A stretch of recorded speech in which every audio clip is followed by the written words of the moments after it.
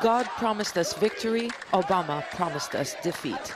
This is what Syrians in the northwestern province of Idlib want to tell the world. They took to the streets to protest against the US-led coalition's military campaign against the Islamic State in Iraq and the Levant. It is not because they support ISIL. These people say they don't trust the US administration.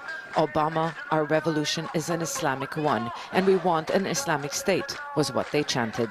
We condemn the airstrikes against the Syrian Muslim people. They killed civilians in Idlib.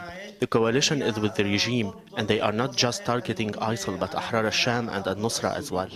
Nusra is Syria's al-Qaeda branch, and activists say its bases were targeted by the airstrikes. The group, along with the powerful movement Ahrar al-Sham, ordered their fighters to leave their bases in anticipation of more attacks.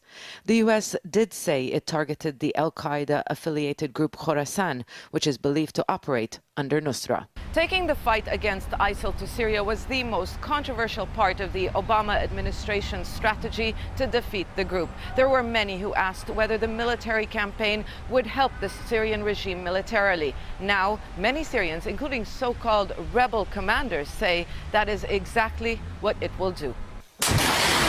The Hazm movement was the first Free Syrian Army-linked brigade to react, which a few months ago received anti-tank missiles from the US. It says the coalition strikes didn't just undermine Syria's sovereignty, but will make the government stronger. What opposition fighters want is weapons and airstrikes to target regime positions. The US may have said it plans to train and arm rebels, but it's still not clear who they will be. The Free Syrian Army is not enough mature, is not enough big. If we talk about the other organizations like Al-Jabha Al-Islamiyya, Islamic Front, for example, I don't know exactly if they are united, but there are many question marks about their future if some of them, they may join ISIS.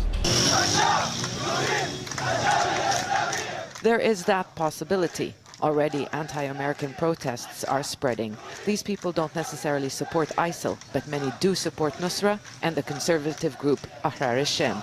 If the US and the coalition don't expand their fight to include the Assad regime, they risk creating more enemies on the ground. Zeina, Khodr, Al Jazeera, Beirut.